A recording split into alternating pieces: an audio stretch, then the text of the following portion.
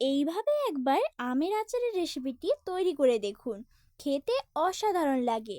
আর একবার বানিয়ে অনেক দিন সংরক্ষণ করে রাখতে পারবেন। নমস্কার বন্ধুরা, মুখার্জি রান্না চ্যানেলে আপনাদের সবাইকে স্বাগত জানাই। এই রেসিপিটা তৈরি করা খুবই সহজ। এই আচারের রেসিপিটা তৈরি করার জন্য আমি এখানে 6টা আম নিয়ে নিয়েছি। আমগুলোকে ভালো করে পরিষ্কার করে ধুয়ে নিয়েছি, খোসাটাকে ভালো করে ছাড়িয়ে নিয়েছি।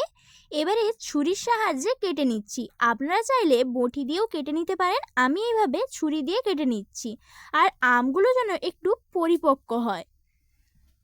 দেখুন, একই রকমভাবে সব আমগুলো কেটে নিয়েছি। এবারে আমের মধ্যে যে আঁটিটা আছে সেই আঁটিটাকে বাদ দিয়ে দিচ্ছি। সবগুলো আম থেকে আঁটিটা বাদ দিয়ে দিতে হবে।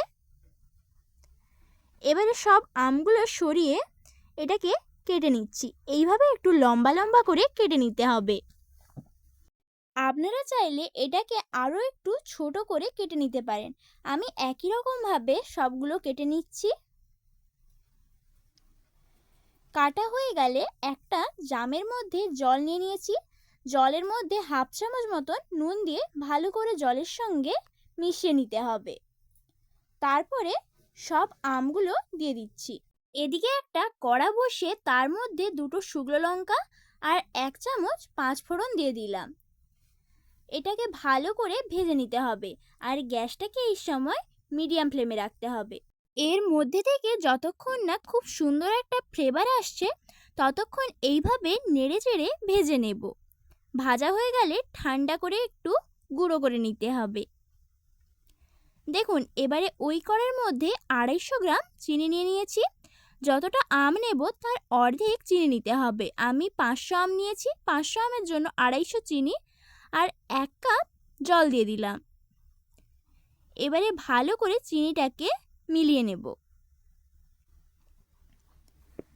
এখানে যতটা চিনি দিবেন তার অর্ধেক জল দিতে হবে।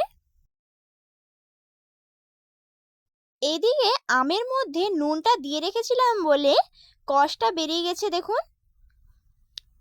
এবারে আমের জলটাকে ফেলে দিচ্ছি। আর এদিকে চিনিটাও ভালোভাবে মিলে গিয়েছে। চিনির মধ্যে একটা তেজপাতা দিয়ে দিচ্ছি। তেজপাতাটাকে একটু চিনির সঙ্গে নাড়িয়ে নেওয়ার পর এর মধ্যে হাফ চামচ হলুদ গুঁড়ো, স্বাদ অনুযায়ী নুন দিয়ে দিচ্ছি। আর রঙের জন্য এখানে আমি 1 চামচ কাশ্মীরি লঙ্কার গুঁড়ো দিচ্ছি। কাশ্মীরি লঙ্কার গুঁড়োয় ঝাল হবে না, কিন্তু রঙটা খুব সুন্দর আসবে। এবারে চিনির রসের সঙ্গে ভালো করে সব কিছুকে মিশিয়ে নিচ্ছি। আর যখন চিনির রসটা এইভাবে ফুটে যাবে তখন গ্যাসটাকে মিডিয়াম ফ্লেমে করে সব আমগুলোকে এর মধ্যে দিয়ে দেব। আমগুলো দেওয়ার পর চিনির রসের সঙ্গে ভালো করে মিশিয়ে নিতে হবে। দেখুন কালারটা কত সুন্দর হয়েছে।